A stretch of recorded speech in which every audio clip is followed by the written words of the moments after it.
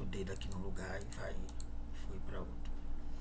Então, a gente está trabalhando a questão agrária, né? O que é a questão agrária. Eu fiz uma introdução naquela aula passada, e aí a gente está trabalhando dentro da questão agrária o debate tradicional. De 1500 a 1964. Fazia aí desde que começou o Brasil até 64. Na verdade, um pouco antes, né? Para a gente chegar para a gente entender como é que essa história ela chega ao Brasil. Então, é bem assim. Já fizemos uma introdução do texto, né, dizendo que a questão agrária ela é algo complexo que pode ser compreendida a partir de determinados viés, de determinados olhares, de determinadas ciências, áreas do conhecimento, né? Então, a partir da sociologia, né, se tem uma compreensão da questão agrária, entendendo que as relações como é que se desenvolve as relações sociais na organização da produção. Dentro da geografia, a gente entende, né, a questão agrária como uma questão dos territórios, a ocupação dos espaços, né, como é que isso vem ocorrendo, esse movimento de ocupação dos espaços que a gente chama de territorialização, né? Já dentro da história, a gente tem uma compreensão para entender a evolução, né, da política e da luta de classe no controle dos territórios e da posse da terra, como também a consolidação de um sistema de produção baseada no capital dentro da agricultura, né, ou da questão agrária, como a gente diz. E esse texto em particular é um resumo do material que nós já apresentamos para vocês, né, o primeiro livro de uma coletânea com vários materiais que a gente estuda para entender a questão agrária. E aí, nesse sentido, o autor do texto, que é o João Pedro Stedley, vai organizar o material, o livro, né, em alguns períodos, pelo menos 4 períodos. E eu que fiz a síntese do texto, também segui nessa lógica e organizando por períodos. Aí a gente tem 4 períodos para entender. O primeiro período, né, a ser entendido, para a gente chegar hoje, para compreender um pouco dessa estrutura agrária que temos hoje no nosso país, inclusive. Então a gente vai buscar, né, desde os primórdios aí, né, das sociedades antigas, tribais, para entender. Então, a princípio, a gente tem aqui o período de 50 mil anos antes de Cristo, até 1500 depois de Cristo. Ou seja, desde que começou o mundo, vamos imaginar assim, ninguém sabe ao certo quando, né, até 1500, quando data aí o processo de colonização do nosso país. Então, para nos situarmos no tempo e no espaço, como também para nos auxiliar na tarefa de compreender e interpretar os debates havidos na década de 60, parte-se daquilo que pode ser afirmado sem uma corrente, ser uma corrente hegemônica de interpretação da evolução da questão agrária. Pois bem, os primórdios da ocupação no nosso território, eles vieram da Ásia, né? Eles vieram da Ásia, cruzando o estreito do Alasca e ocupando todo o continente americano. Isso aqui é conteúdo da 7ª série, né? 200 anos atrás. De acordo com esses estudos antropológicos, é comprovado que já havia vida humana no Brasil desde 50 mil anos atrás. E desde os primórdios da nossa sociedade, né, sociedade europeia, até 1500 depois de Cristo, a história registra que as populações que habitavam nosso território, Brasil, viviam em agrupamentos sociais, famílias, tribos, clãs, a maioria nômades, dedicando-se basicamente à caça, à pesca e à extração de frutos, dominando parcialmente a agricultura. Ok, assim para a gente entender como é que vai desenvolvendo. Ah, meu pai. É devido como é que vai se desenvolvendo essa história, né, da questão agrária e da própria agricultura que está dentro da questão agrária. Para a gente não confundir questão agrária com a questão da agricultura. A agricultura está dentro da questão agrária. Então, quando a gente fala da questão agrária, tem aí vários elementos. E a agricultura é uma questão que está dentro. Eu não posso falar de forma apropriada da agricultura, porque não é minha praia, a não ser que seja uma abordagem política e social. Mas a questão agrária que compreende essa análise mais política, territorial, filosófica desse movimento. Então, é devido à natureza oferecer alimentos para suas necessidades básicas, os povos antigos, né, pouco desenvolveram a agricultura. Né? Então, não tem muito avanço na agricultura nos povos nômades que viviam de um lugar para o outro, extraindo da natureza os elementos necessários para sobreviver, sem o desenvolvimento ainda de uma agricultura, porque quase tudo se tinha na natureza. Então, não havia essa necessidade, ou não havia ainda esse despertamento do homem para cultivar, para explorar a natureza a partir da agricultura. Então, domesticaram apenas algumas plantas existentes na natureza, mas já em 1500 cultivavam milho, originário de outras regiões do continente, em especial da América Andina e da América Central, o que comprova a existência de intercâmbio e contatos, né, entre esses povos. Ou seja, já existia aí, né, uma nascente da agricultura, né, o nascimento da agricultura, mesmo que de forma muito tímida e tal, e também fica visível aí que os povos não estavam isolados. A história nos mostra também que esses povos viviam num modo de produção do comunismo, ou primitivo. Por quê? Organizavam-se em grupos sociais de famílias, unidos por laços de parentesco, por idioma, por etnia ou por cultura. Até então, não existia entre eles o conceito de propriedade dos bens da natureza, né? Aqui eu gostaria de chamar a atenção para o primeiro modo de produção existente na humanidade. A gente teve, ao longo da história, 4 modos de produção. 4 modos de produção. Durante toda a história da humanidade, houveram 4 modos de produção. O que é o modo de produção? É a forma como a sociedade desenvolve as suas condições de vida, de produção de alimentos, mas não só isso. De acordo com um filósofo contemporâneo, Karl Marx, ele vai dizer que o modo de produção determina as relações sociais. Em cada período da história onde existiu um determinado modo de produção, ali a sociedade se organizava de um jeito de acordo com o modo de produção. Ou seja, o primeiro modo de produção existente foi o primitivo. Primitivo, chamado também de socialismo ou comunismo.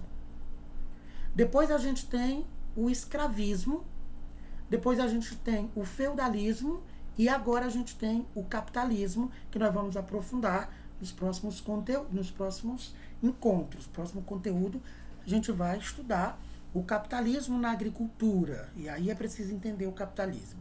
Pois bem, essa ideia de comunismo, de socialismo, vem bem aí da história antiga, das primeiras formas de produção. Quando o homem produzia, e tudo que ele produzia, ele dividia em partes iguais. Eles viviam em tribos, em famílias, em clãs, né? Grupos pequenos. E eles produziam apenas o necessário para viver. Eles não produziam mais do que eles precisam para viver. Não. A produção era baseada na subsistência. Eles produziam apenas o necessário. Ninguém precisava acumular riqueza. Ninguém precisava ficar rico. Tudo que produzia uma determinada comunidade, eles dividiam em partes iguais. Por isso que se chama comunismo. Comunismo é viver em comunhão, é compartilhar, é comungar. Eu não sei por que as pessoas hoje têm tanto medo do comunismo. Na verdade, eu sei, né? Então, quando falo em comunismo, parece coisa do cão. Inclusive, a igreja, por falta de conhecimento ou por perversidade mesmo, a igreja e os governos capitalistas, né, endemonizaram o comunismo, porque comunismo é repartir, né? Então, quando no modo de produção comunista primitivo, o primeiro que houve na história, o que era produzido era repartido, as pessoas não tinham necessidade de acumular, de ficar rica para explorar os outros. Então, todo mundo vivia tranquilamente, ninguém morria de trabalhar como hoje.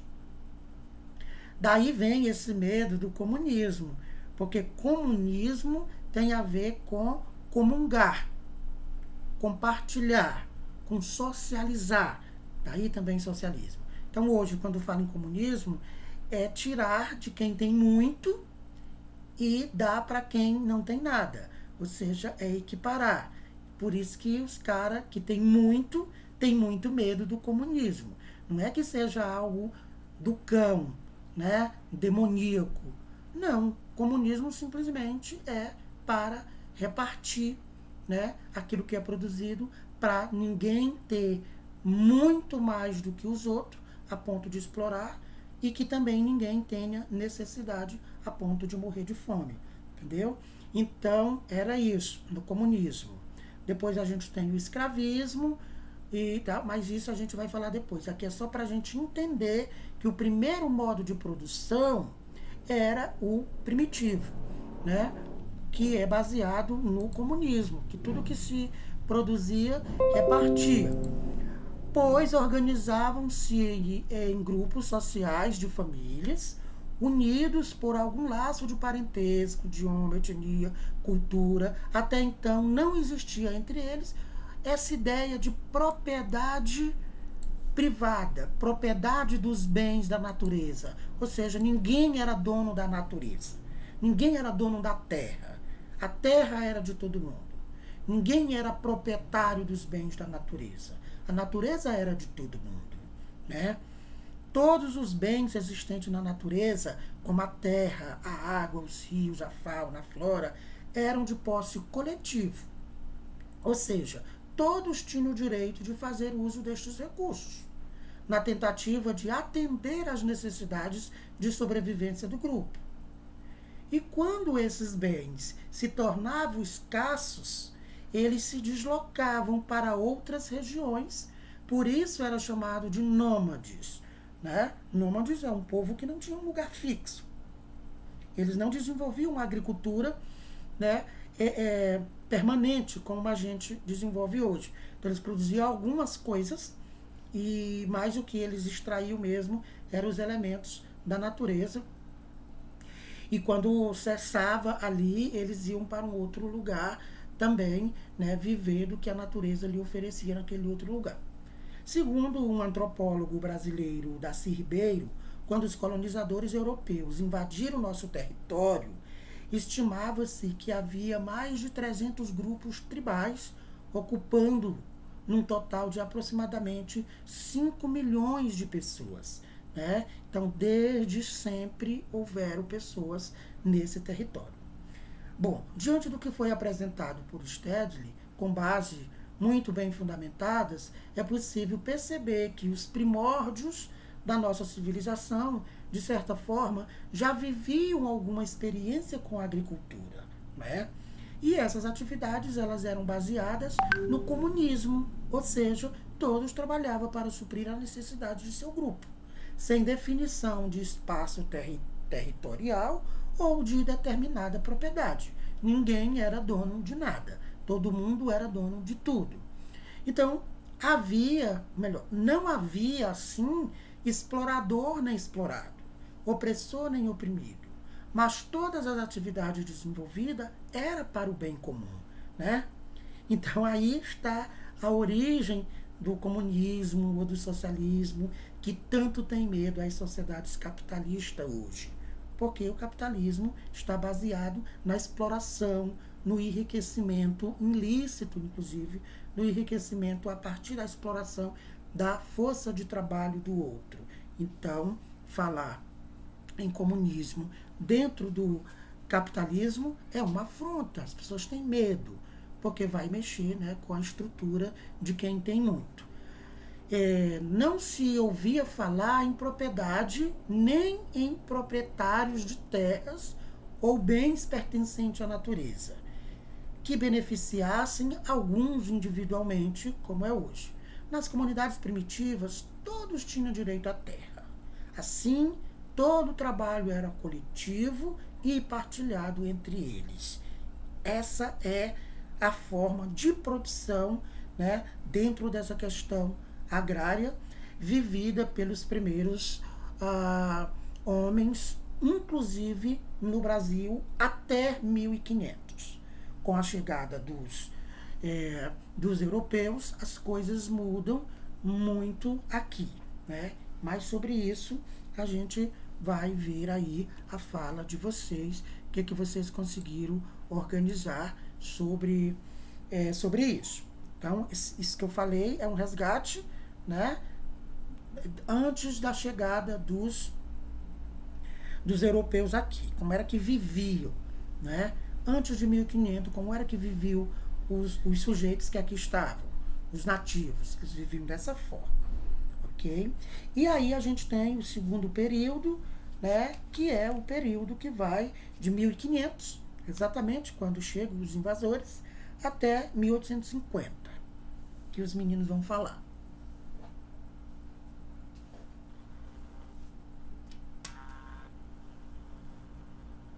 Eu vou compartilhar aqui os 3 slides que vocês, não é muita coisa não.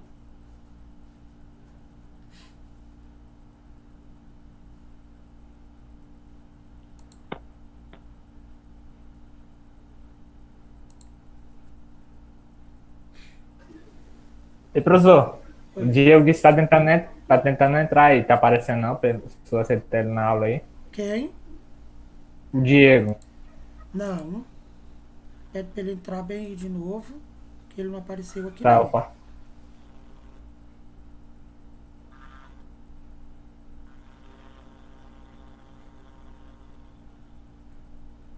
Tô conseguindo compartilhar não, ó. Tá aparecendo alguma coisa aí, tá? Não. Quer que eu compartilhe e tu vai vendo pelo meu? Liga teu microfone. Peraí. Tá ligado? Tá não? Agora tá. Oi?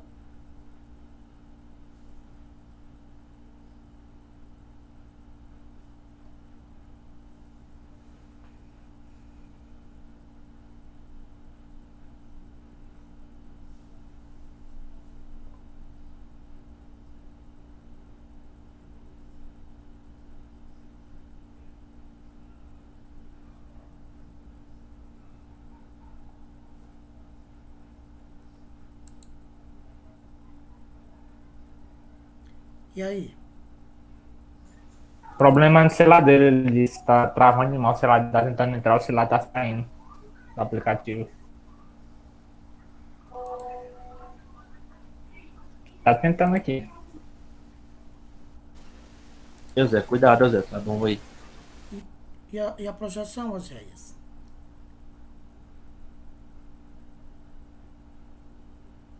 Tu tem aí, Lian, projeta.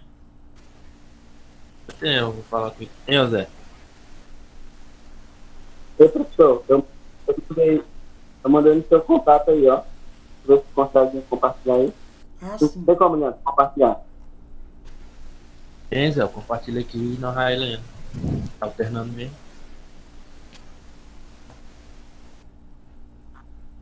Che- Chegou agora.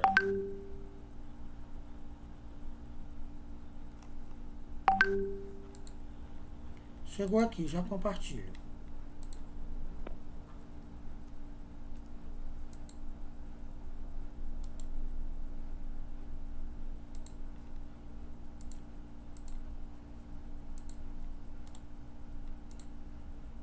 Tá aqui, já baixei, peraí.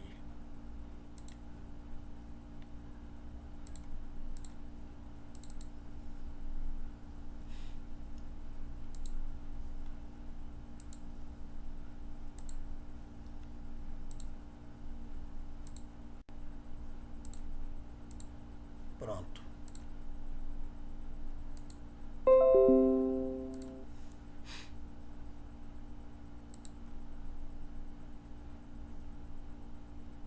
Ok.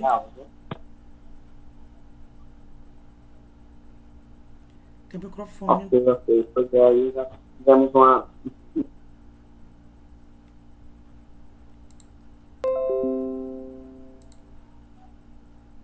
E agora, professor? Estão me ouvindo? Sim. Estão me ouvindo? Nossa. Sim. A gente fez aí slide aí, parceria com o Lian, para nós explicarmos. Eu sei que aquele texto que eu passou foi um resumo, né? Mas a gente quer ver, né, do nosso modelo, entendeu? Aquilo que a gente conseguiu assimilar. Uma apresentação com o tema Questão Agrária no Brasil. Como o senhor dividiu ela em períodos, eu vou ficar com o segundo período, que é desde 1500 a 1850. Tá?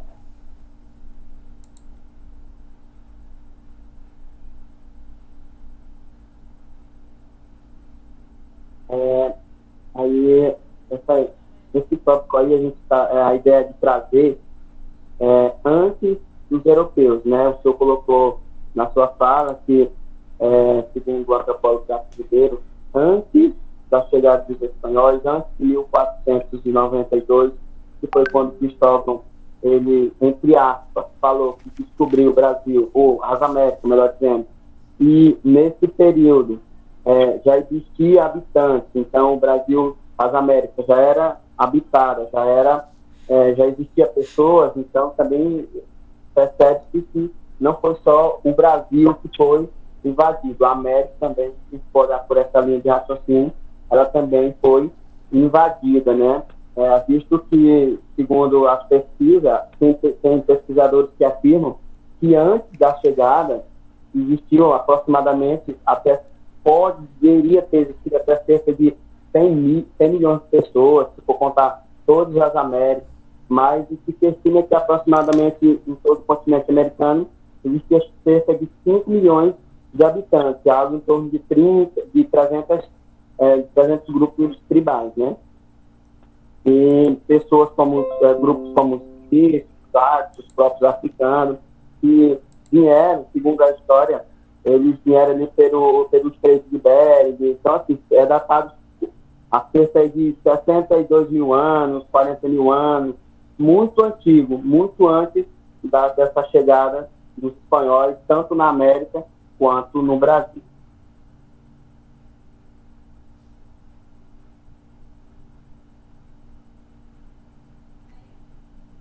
Pode Opa, passar? agora. É isso daí mesmo. E a nós, vou falar sobre a invasão dos europeus. Por volta de 1500, com a descoberta, foi chegando os europeus, portugueses, holandeses e espanhóis também. Aí os caras chegaram e a base deles era o capitalismo mercantil. E basicamente transformava tudo em venda.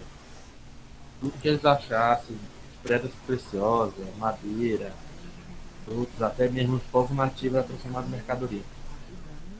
Aí, com essa invasão, foi quando começou. Seria tão nervoso. Foi quando começou a divisão de terras e tudo. Mas é isso. A invasão dos europeus foi marcada por o capitalismo mercantil, que era a sua base. Eles transformavam tudo em mercadoria. Também foi marcada por o uso da força. Eles já chegaram bagaçando tudo, nem deram boa tarde nem nada. E também pela mão de obra, que eles escravizaram o povo e a bagaceira desse país basicamente começou aí começou a dar tudo errado. E foi isso que eu tenho. Posso falar agora para os irmãos? Então, assim, como o Lian colocou ali a questão de 1500, que foi quando o nosso Brasil ele foi invadido pelos europeus, né? Eles usaram de mecanismo muito violento para tentar impor as suas regras, suas religião, trazer o modelo de agricultura deles para o nosso Brasil. Aqui eu coloquei 3 tópicos, que é a monocultura, né? Com a chegada dos europeus no Brasil, uma dos tipos de cultura dos modelos, não vou colocar o sistema, porque o sistema foi o plantation, mas um dos modelos de agricultura implantada pelos europeus foi justamente a monocultura, né? Então, eles se apropriaram de grandes extensões de terras e essas extensões de terras, eles começaram a trabalhar, principalmente logo no primeiro período ali, no século XVI, ali, meados ali, com a monocultura da cana-de-açúcar, depois veio o café, e esse modelo de agricultura, da monocultura, foi um modelo que ficou conhecido como agroexportador, onde o objetivo dessa produção era justamente tirar do Brasil. O Brasil foi saqueado, vou usar essa linguagem. Então, eles saqueavam, usavam as terras, usavam a madeira, usavam a mão de obra, muitas das vezes não, principalmente a mão de obra indígena, porque essa questão de não escravizar o índio foi só depois de 1570, foi mais lá na frente, mas eles começaram a extrair aquilo do Brasil e levar para o exterior, ele levava para a Europa. Existem alguns estudos, alguns historiadores que afirmam que nesse período, cerca de 80% de tudo que era produzido no Brasil era exportado. Então, eles usaram desse modelo agroexportador para produzir, usar a mão de obra escrava, porque eles não iriam pagar mão de obra, e exportar tudo que era produzido aqui. E o sistema de produção da época era o plantation, que é um sistema que é baseado na monocultura, né, são em grandes extensões de terra e usando basicamente a mão de obra escrava. Então, os caras não compraram terras, porque a gente vai ver que as terras que eles estavam produzindo, uma boa parte dessa produção foi de terras que foram doadas pelas coroas portuguesas, isso meu parceiro, eu creio que vai pincelar. Então, eles produziam em grande escala, sem pagar por isso, porque a mão de obra era uma mão de obra escrava, e utilizava esse modelo de sistema de produção, que era o sistema de plantation.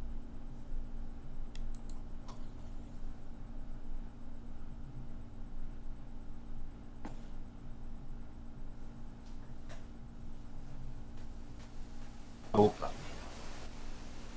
vou falar aqui sobre a questão das terras no Brasil. Peraí.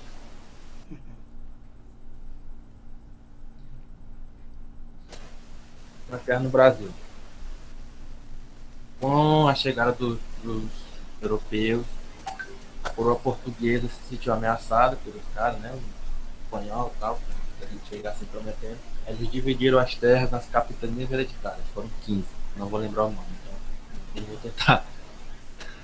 Aí, essas capitanias hereditárias eram basicamente isso: eles pegavam um pedaço de terra, davam a um certo nobre, alguém que a coroa escolhesse, e falavam: ó, essa terra é tua, só que tu vai produzir o que a gente precisa, tu não pode vender e não pode comprar. e também a terra vai ficar os teus filhos. Por isso que o nome está ficando hereditário, que era de forma hereditária a posse das terras. Por exemplo, o cara tem uma terra que beleza era para ele. Se ele morrer, o filho dele que vai assumir. Então algum parente dele vai continuar e vai seguir esse ciclo. E a concessão de uso foi isso que eu acabei de explicar, que me atrapalhei um pouco. Eu ia falar uma, falei outra, mas vocês não entenderam. A concessão de uso era isso. Então, se dá a terra, vocês vão usar, mas não pode vender, não pode comprar, vai ter que produzir o que a gente orientar para você produzir.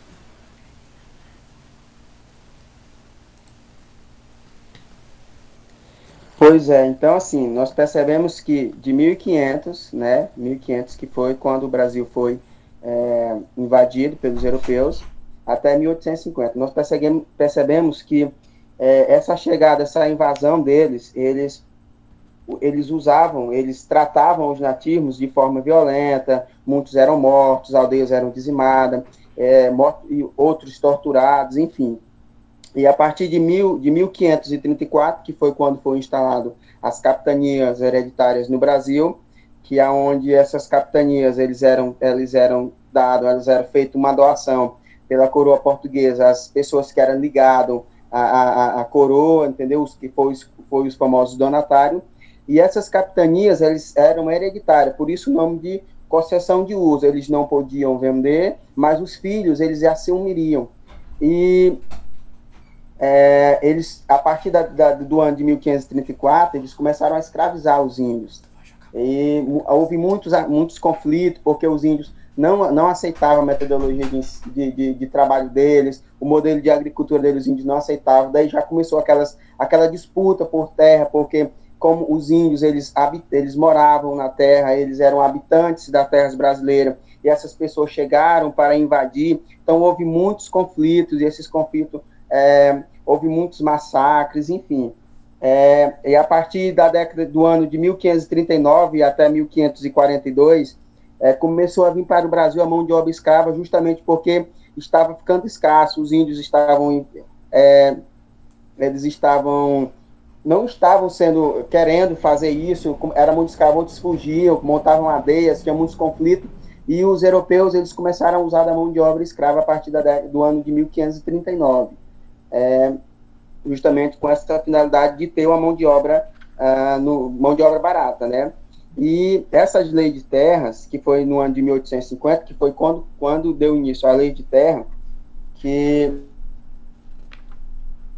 foi o primeiro regulamento de posse de terra no Brasil, se a gente for olhar dessa forma. O primeiro, que foi a primeira divisão territorial, foi com a reforma, foi com as capitanias hereditárias. Então, assim, a primeira divisão territorial do Brasil foi as capitanias hereditárias. Após essas capitanias hereditárias, a outra divisão, se a gente for colocar dessa forma, que foi a forma que eles usaram para regulamentar as posses de terra no Brasil, foi as leis de terra. Essa lei de terras no Brasil, ela funcionava tipo assim, as pessoas que não possuíam terras, donos dessas capitanias, essas terras que eram doadas para esses senhores de engenho da época, porque se nós formos olhar a sociedade da época, elas eram formadas basicamente por senhores de engenho, pelos proprietários de terra e pelos escravos, a classe pobre, aqueles que não possuíam terras.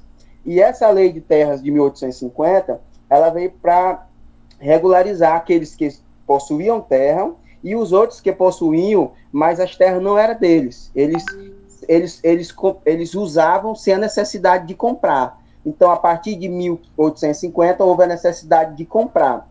E aqueles que eram donos, aquelas terras que eram destinadas àqueles grupos, eles podiam vender, e aquelas terras que não tinham dono, que não tinham proprietários, elas eram consideradas terra do Estado. Então, se a pessoa que quisesse ter terra, tinha que comprar uma terra daqueles que já tinham, ou do Estado. Nesse período, porque esse período foi o período que começou a lei de abolição dos escravos e tal, a sociedade começou a aumentar, assim, vamos dizer dessa forma, e também houve muito a vinda de imigrantes europeus para cá. E a coroa, para evitar que essas pessoas pobres possuíssem terra, eles começaram a vender os lotes de terra por preço altíssimo, onde essas terras elas tinham que ser compradas à vista, né?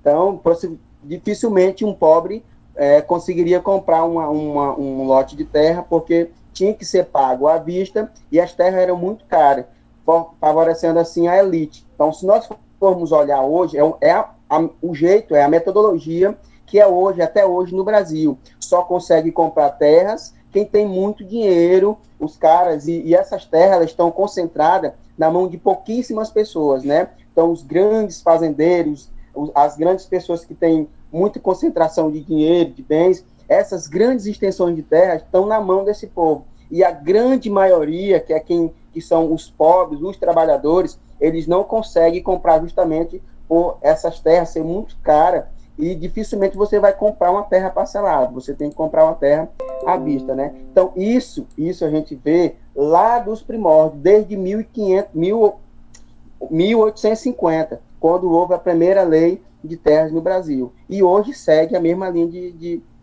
a mesma metodologia, eu vou colocar essa frase, essa palavra, né? Que as pessoas só compram terras quem tem muito dinheiro, porque as terras são caríssimas.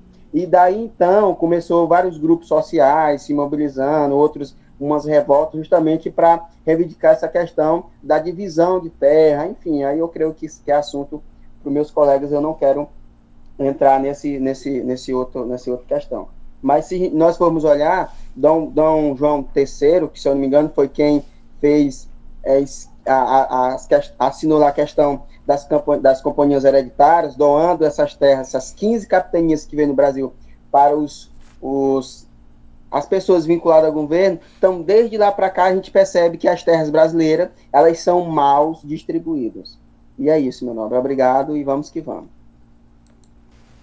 Muito Outra bem. coisa, eu acho que também que influenciou o início da venda de terras e também essa distribuição de terras em 1850 foi justamente essa lei que você comentou. Porque tinha muita gente que tinha muito dívidas altas com traficante de escravo. Os caras não podiam mais traficar e também não podia mais obrigar os caras a trabalhar. Aí o cara ficou com dívida e começou a vender as terras, então a alugar, para poder pagar os traficantes. Eu acho que tem alguma coisa a ver. Também essa questão das terras, de serem caras e eles terem que vender, porque como tinha muito negro, muito escravo solto e a migração vindo, eles acreditavam que se eles favorecessem a venda dessas terras, e a classe da burguesia iria aumentar rapidamente, porque as pessoas teriam essa acessibilidade à terra, iriam produzir, iriam enricar. Então, assim, eles, de novo, conseguiram concentrar as terras na mão de poucas pessoas, que é o que temos hoje. Então, eles conseguiram fazer com que a concentração de grandes extensões de terra ficasse na mão da minoria e a maioria ficasse sem terra. Muito bem, meninos. Ou seja, assim se instala neste país o que a gente conhece hoje como os grandes latifúndios, né? Então, essa questão dos latifúndios, que são grandes extensões de terra, elas nascem exatamente nesse momento em que o Brasil é colonizado pelos europeus e há essas primeiras formas de distribuição de terra de forma desigual, né? Então, o que vocês fizeram aqui, muito bem, parabéns para vocês nessa data querida, né? Muito bacana, de fato, trouxeram elementos muito importantes. Por quê? A minha fala inicial foi contextualizar a questão agrária antes do Brasil. E o que vocês fizeram foi pegar aí de 1500 até 1850, esse primeiro período de exploração desse território. E 3 coisas vocês destacaram, né, que é importante para entender esse primeiro período, né, de colonização do nosso país, que é a questão da monocultura, né, a questão do modelo de produção agroexportador, né, que aí vocês já falaram de forma muito tranquila, e a forma de produção baseada no sistema que se chama plantation, né? Então, esses 3 elementos, eles são importantes porque eles agregam, né, as outras informações para a gente entender esse primeiro momento da questão agrária no nosso país. Aí a gente vai ter, né, a questão da mão de obra escrava, aí a gente vai ter a questão da apropriação indevida de terras da coroa, aí a gente vai ter as formas de produção, de exportação. Então, esses três conceitos, né, monocultura, modo de produção agroexportador e o sistema plantation, eles dão conta da gente entender como é que a nossa história começa, e começa muito mal no quesito distribuição de terras, né? Eu só queria chamar a atenção, talvez foi até falha minha, em alguns momentos eu disse que, e a gente pode dizer isso, né, chamar de invasão. O Brasil foi invadido, isso a gente não tem. Mas a gente até encontra esses termos em alguns materiais literários e tal. Mas assim, do ponto de vista literário, científico, acadêmico, a gente não diz que ele foi invadido. Isso a gente diz aqui entre nós, só essa observação. A gente diz colonizado.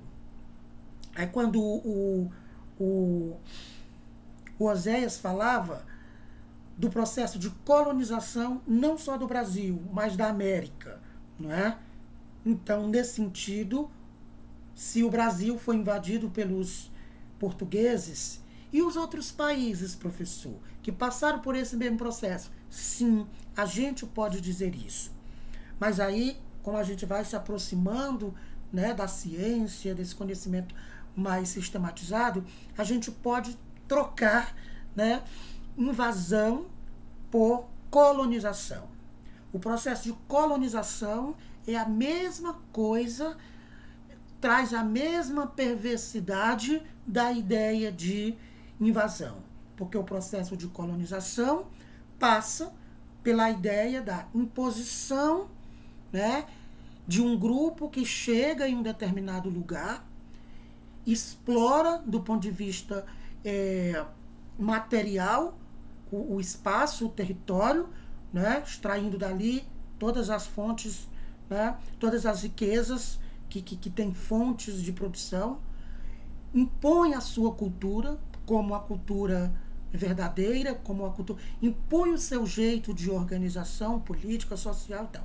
Então, colonização é o termo, né, que está carregado de sentido todos esses que vocês falaram.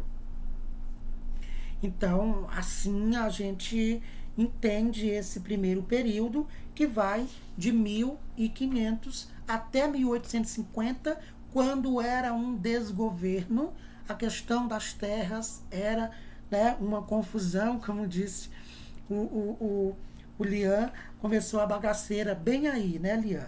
E isso vai até 1850, quando vai ser instituída a primeira lei de terra nesse país. E aí a gente vai ter, né, essa outra estrutura de organização e distribuição da terra, mas ainda de forma desigual. Mas aí eu não vou falar, vou deixar para os meninos, ou no caso, para o Roberto, que vai falar. Pois é, era aí o Diego, né? O Diego disse que não conseguiu entrar, o celular dele tá travando muito, mas eu vou falar aqui um pouco da nossa parte do período 1950 a 1930. Eu vou tentar aqui abrir um slide, viu, professor? Ok.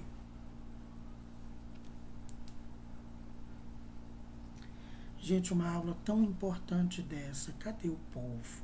Como é que um técnico vai se tornar técnico sem entender a questão da terra neste país? É daí pra pior. Tá aparecendo aí? Ainda não. Depende do que era pra aparecer. Apareceu aí o negócio do slide? Tá rodando o negócio. Aí, foi. Sim. Apareceu aqui. Apareceu? Tudo ok? 100%? Certinho. Avante. Eita, a nossa capa. Diego da Silva Moura e eu. E eu vou estar falando um pouquinho da primeira lei de terras, como o Osé também citou um pouco aí, dessa lei de terras, que foi um pouco da divisão de terras que teve naquele período. E também, já pulando a minha parte, que é de 1950 a 1930, onde teve basicamente uma interrupção da Inglaterra no Brasil, para abolir a escravatura. E onde essa primeira lei de terras teve como fundamental divisão de terras. Só que nessa divisão de terras, num artigo que tinha na lei, proibia que negros tivessem propriedades, terras, que como os negros, a Inglaterra tinha entrado lá no Brasil, fazido a reviravolta lá, e que era para os negros não ficar mais escravizados. Só que também os latifundiários não queriam que os negros possuíssem terra. Então esses negros tiveram que caçar outros locais de trabalho, juntar em coisa, como é que chama aqui, na floresta lá, eu esqueci o nome agora no momento. Quilombos. Os quilombos.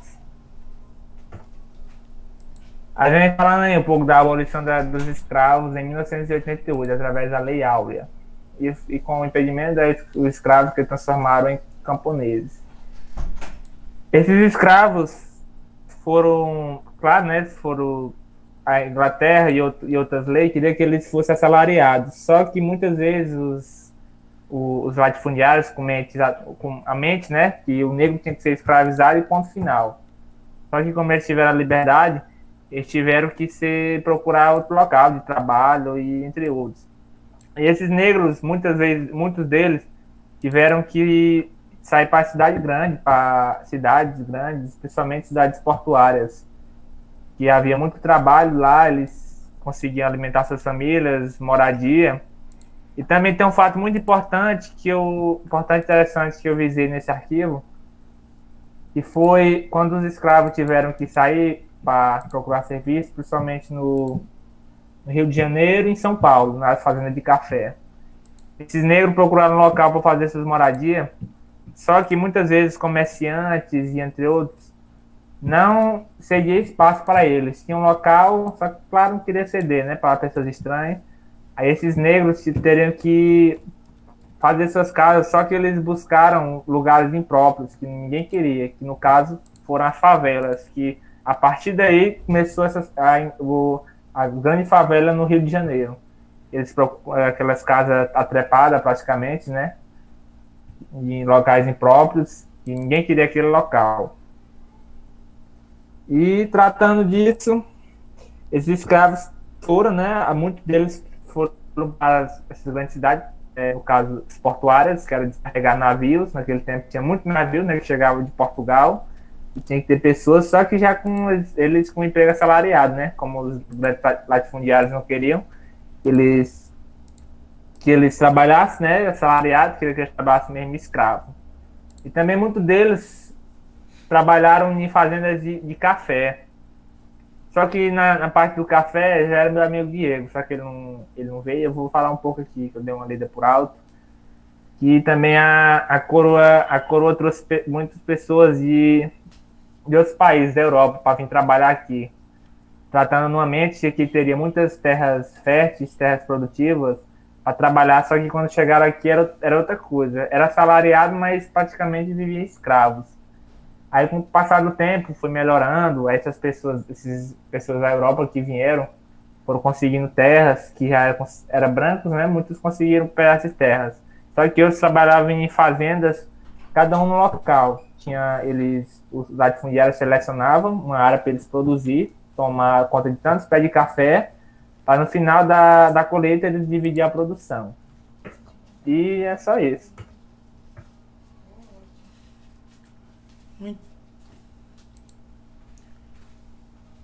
Muito bem. Sumiu já? Ah, sumiu. Tranquilo.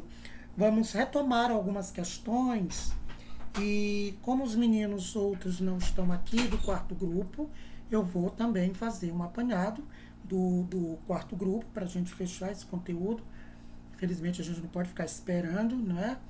E vou fechar o texto e vou propor para vocês uma pequena atividade, né, com tempo, para vocês refletirem, né? Vou postar individual para vocês. São apenas 5 questões para vocês refletirem sobre o texto.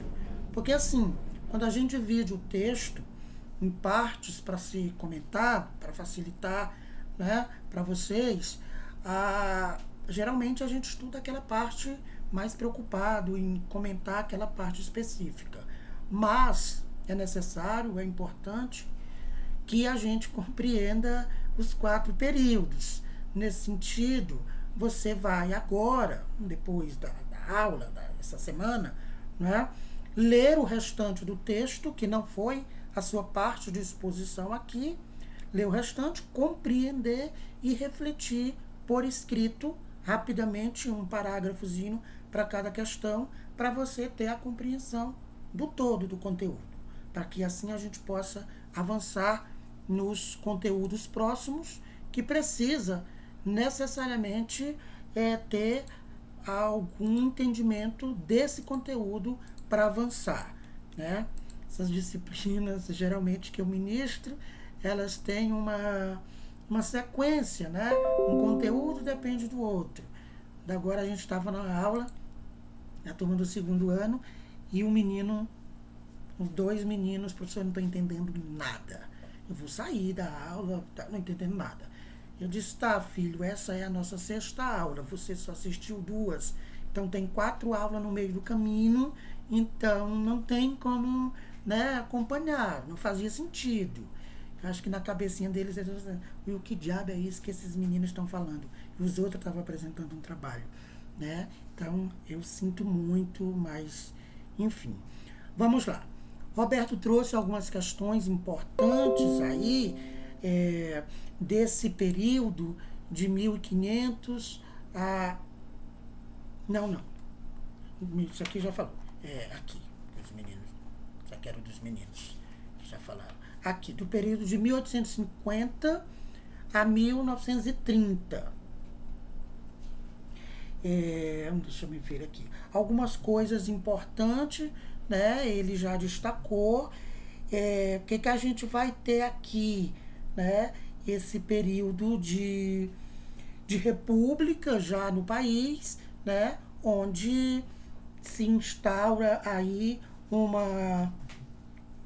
a gente pode chamar de uma ditadura, ou da era Vargas, e que durou, né, muito tempo, aí nos anos 30, principalmente. Mas, cadê? Tá aqui, isso. Não, eu tô no 3º, pera lá. Deixa eu me situar bem aqui no meu... Tá certo, tô no 3º período. Tá. Então, esse período vai até 30, onde a gente vai ter lá o governo do Getúlio Vargas, que vai se configurar, se estruturar de uma outra forma. Mas, ligando aquela ideia, né, do primeiro período de ocupações de terra no nosso país pelos europeus e tal, aí a gente chega num momento diferente, que vai ter aí a promulgação da primeira lei de terras, como você já falou. Esse é um elemento, né, importante ser entendido para compreender esse contexto desse período. Tem também a lei 601 de 1850, que foi considerada, né, o registro do latifúndio no Brasil, aquilo que a gente falava, quando a primeira lei de terras desse país trata da terra como propriedade privada. Então aí fica evidente que as terras no Brasil poderia ser, né, apenas de quem tivesse dinheiro para comprar. Então essa é a grande questão aí desse período, né, com a instauração dessa lei. Outra coisa que se pode destacar aqui é a questão dos imigrantes, porque vamos ter também, mais tarde, esse processo de abolição da escravatura, né? Esse processo de abolição da escravatura, que não foi, como já dissemos, algo pacífico, algo com uma política planejada de governo, foi uma pressão dos movimentos quilombolas, né? Como ele colocou, os quilombos estavam cada vez mais fortalecidos, e quilombos aqui a gente entende como os lugares onde os negros, fujões, né? Se acolhiam e se articulava para tirar os outros das senzalas.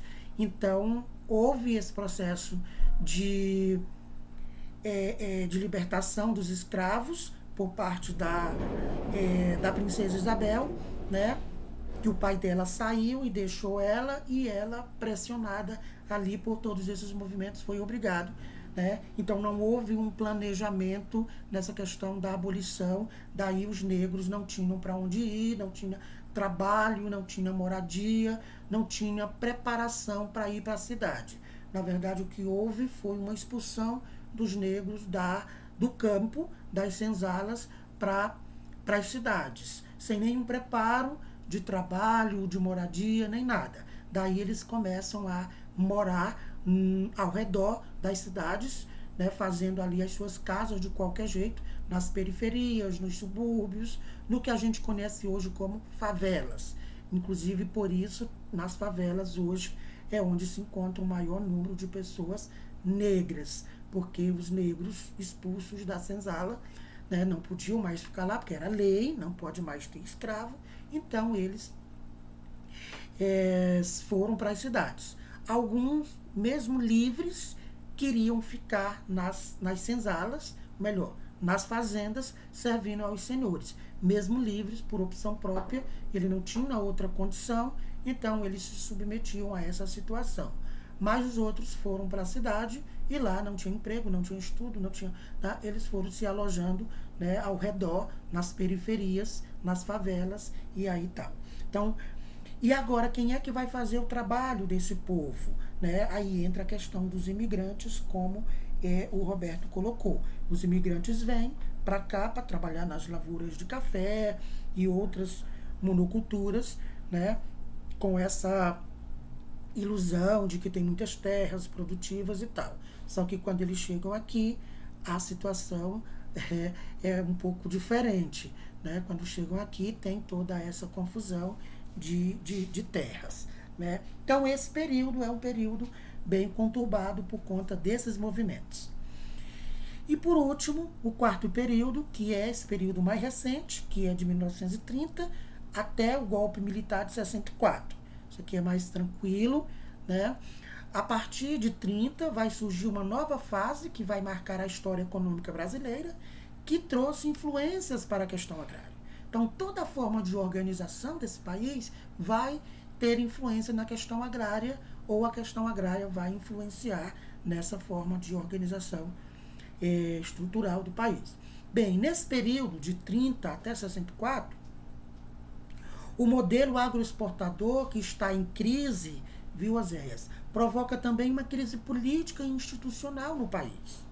A maioria da população vivia em situação de escravidão, e outra parte se encontrava nos confins dos sertões, né? Então aí a gente vai ter, a crise provoca a queda da monarquia e estabelece a república através de um golpe militar realizado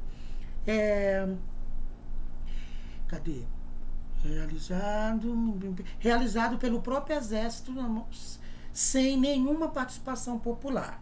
Enfim, essa crise produziu também um movimento de protesto dos tenentes, e este foi o único surgimento social das classes menos favorecidas, com acesso ao estudo nas academias militares. Antes disso, não era possível.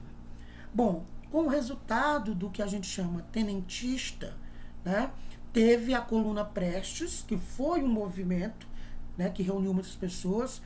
Enfim, em 1930, aí a gente vai ter os setores das elites da nascente burguesia industrial que vão dar o golpe, e fazem uma revolução política por cima, tomando o poder da oligarquia rural, que quem vinha dominando, né, desde a República até então, era uma oligarquia, era um grupo, né, de fazendeiros, né, oligarquia rural, exportadora, e impuseram aí um novo modelo econômico para o país.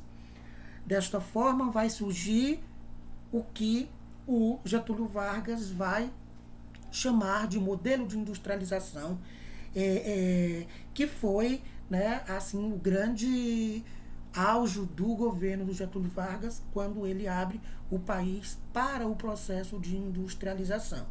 Como foi chamado? Mas alguns estudiosos o chamaram esse período de Projeto Nacional Desenvolvimentista, né?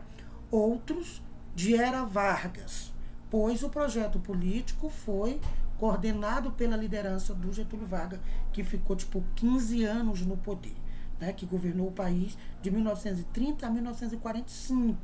Então, foi 2 momentos do governo do Getúlio Vargas, mas juntando todos, deu aí 15 anos. Esse período foi caracterizado pela subordinação econômica e política da agricultura à indústria.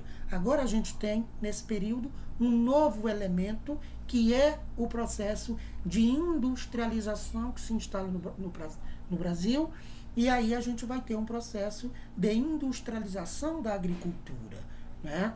De 1930 a 1945, principalmente, e nos anos que se seguem também.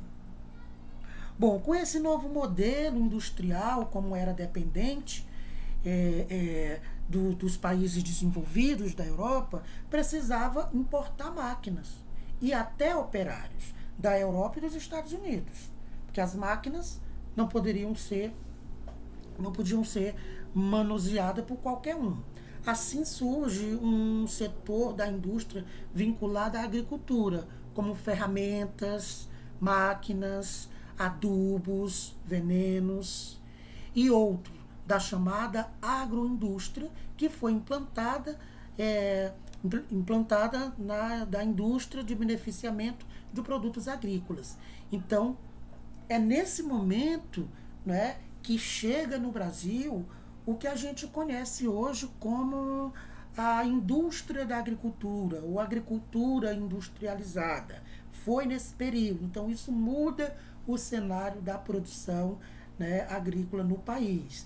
Então, trazem dos Estados Unidos e da Europa várias ferramentas, máquinas, adubos, os próprios venenos, né, os químicos, os agroquímicos, nesse processo chamado de agroindústria, que vai chegar para beneficiar aí os produtos agrícolas. Esse processo de extrai a matéria-prima e vai beneficiar, transformando em outros produtos. Então, a gente tem agora um novo cenário. Com esse novo modelo, começa a surgir também a burguesia agrária, que são os ricos, né, da agricultura, de grandes proprietários que procuram modernizar a sua exploração agrícola e destiná-la ao mercado interno. Foi um processo de modernização capitalista da grande propriedade rural. Então, nesse momento, as propriedades rurais, né, elas começam a se valer desse processo de industrialização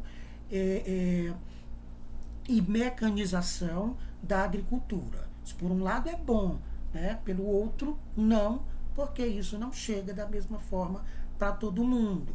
E ligada às máquinas, à tecnologia, vem o adubo químico, vem os próprios produtos agrotóxicos, né?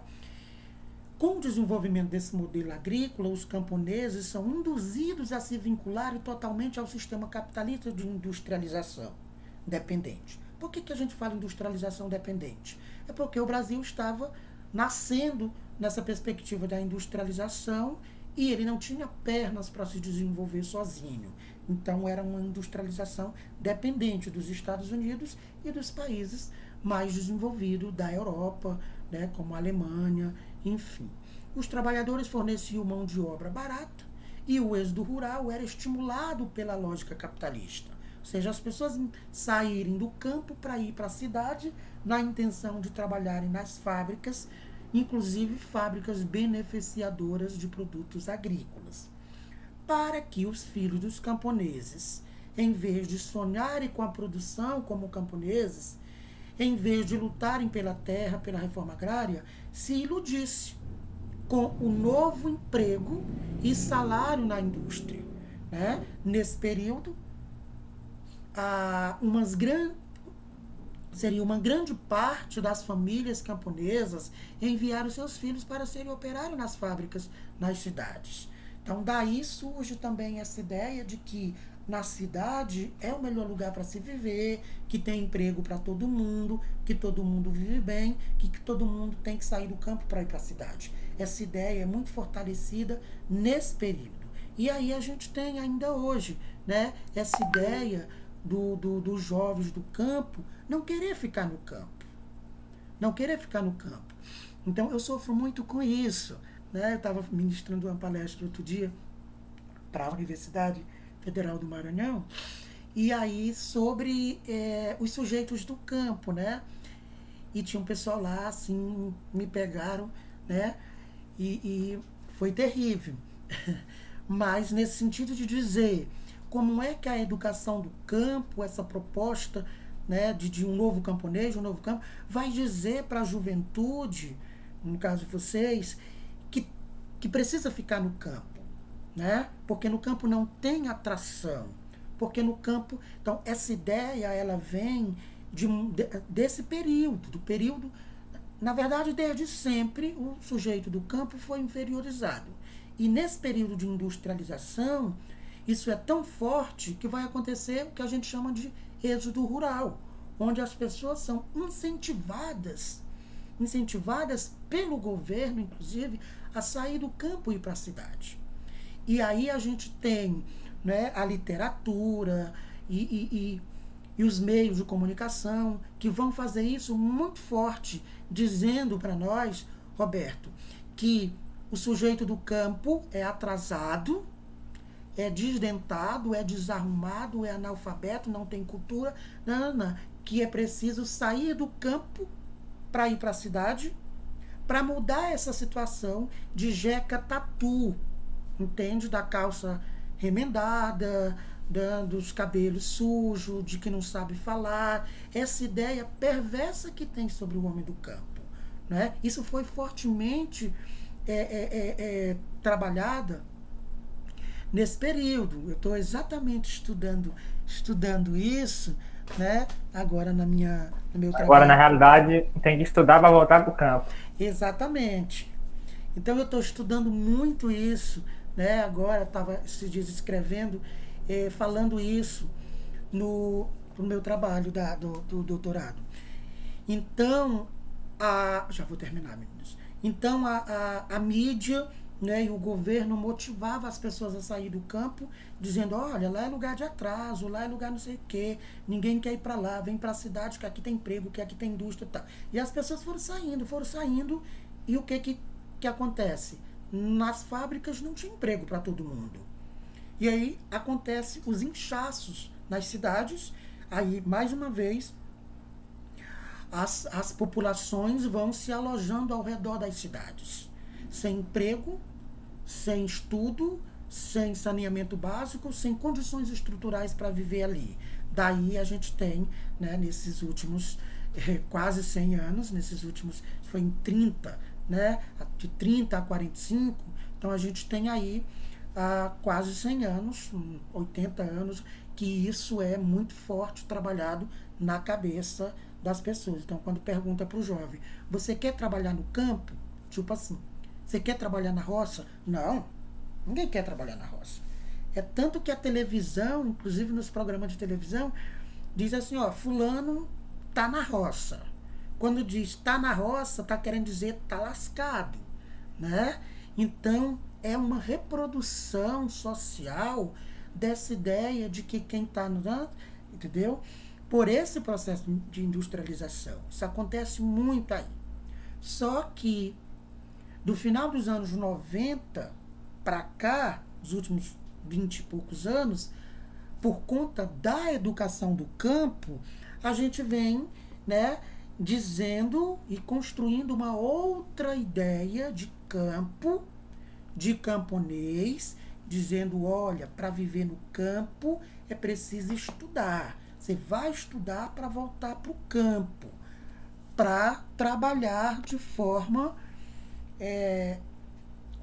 técnica, né, de forma qualificada, porque se perguntar, professor, e você quer ir trabalhar na roça? Não, eu também não. Se for desse jeito que historicamente tem sido trabalhar, ninguém quer ir. Então, é mais fácil a gente se preparar para trabalhar no campo de forma qualificada, sem ser daquele jeito sofrido, tradicional e rude, e ficar aqui, que é o nosso lugar, do que ir para a cidade aventurar, não é, alguma coisa, alguma sobra de alguma coisa, nesse sentido. Pra gente... Professor, diga. Se a gente for olhar hoje, assim, o senhor colocou aí que dos últimos 20 anos para cá vem sido trabalhado de uma forma que essa mentalidade ela vem sido meio que mudada, né? E se a gente for olhar hoje, a agricultura ou o campo, se for colocar dessa forma, e olhar lá para o início, que era quem era o meio de vida, era quem sustentava o país, era da onde saía 80% da... Enfim, se a gente for olhar hoje, meio que está voltando, né? Porque se nós formos olhar para o agro hoje, é quem está praticamente sustentando esse país. É um dos ramos que tem mais crescido no país, é o ramo do agro, né? Então, a pecuária, a produção de alimentos, é claro que aí envolve muitas outras coisas, o uso abusivo de agrotóxicos, enfim, o agronegócio que...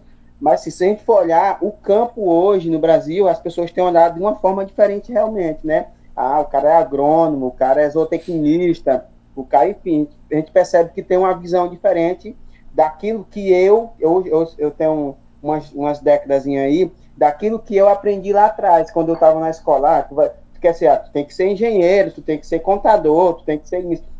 Hoje em dia a gente vê muitos alunos da escola do ensino regular que eles querem estudar para ser agrônomo, para ser veterinário. Então a gente vê meio que essa questão das pessoas querer voltar novamente para o campo. Eu tenho visto isso. Exatamente. E isso é por conta, né, desse incentivo, né, dos movimentos que valoriza o trabalho no campo, que vem ressignificando. Olha só, um capítulo da minha tese é exatamente a ressignificação da consciência do camponês, né, que é isso que eu estou trabalhando agora, a ressignificação. Quer dizer, depois de toda essa trajetória de 500 anos, agora o camponês vem se dando conta, né, de que precisa se preparar, de que, né, precisa produzir alimentos, até porque a população está aumentando muito. Em 50 anos a população dobrou, então as pessoas precisam comer, alguém precisa, né, produzir alimentos. Então é isso. Para a gente fechar aqui, meninos, a lógica do modelo de industrialização dependente atuava de forma contraditória e implementar, em que os camponeses, ao mesmo tempo em que se reproduziam e se multiplicavam enquanto classe, tiveram uma grande parcela de seus membros migrando para as cidades e se transformando em operário, né? Então aí os camponeses também, nessa ilusão, né, saem em busca daquela questão do retirante, né? O nordestino que vai para São Paulo, e que foi muita gente nesse período para São Paulo, e agora tem até os programas de televisão de volta para minha terra, voltando esse povo, porque lá não dá, lá tá... Então essa ideia, né, do povo camponês, que sempre viveram no campo, migram para as cidades e vão se transformando em operários, cada vez mais explorado, que é a lógica do mercado. Enfim, assim chega a década de 60. E o Brasil se encontra num cenário que apresenta uma agricultura modernizada, capitalista. que é assunto dos nossos próximos conteúdos, né? Uma agricultura modernizada. Isso aqui é 3 dias de confusão, né? A agricultura modernizada, capitalista, e um setor camponês subordinado aos interesses do capital industrial, né? Inclusive os pequenos proprietários. Só hoje, depois de alguns anos, é que através de estudos se pode compreender melhor o processo de evolução histórica da questão agrária até 1964. Né? Não se pode esquecer também que foi nesse momento, aí de 30 a 64, que eclodiu uma primeira crise do modelo industrialização dependente. E é também nesse cenário de crise psíquica do modelo de industrialização dependente que se situa a polêmica e os debates realizados sobre a questão agrária.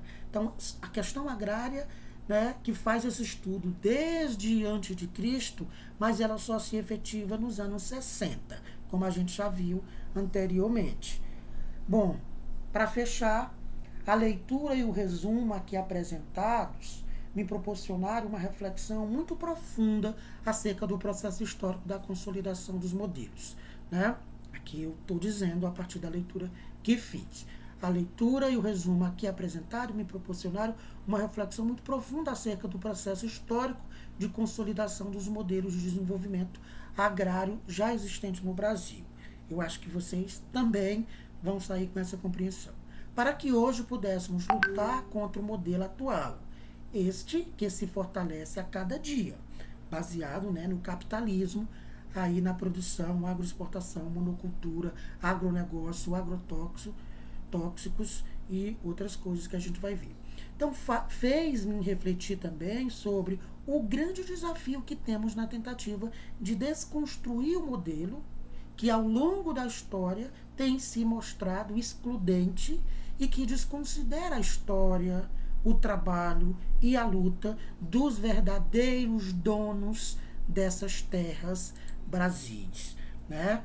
Então, quando a gente estuda a questão agrária, a gente vê mais fortemente, com mais evidência científica a partir das pesquisas, que os verdadeiros donos da terra deste país sempre foram excluídos do acesso à terra, da permanência, da produção e tal. Ok, meninos? Assim a gente fecha, né? Assim a gente fecha esse conteúdo.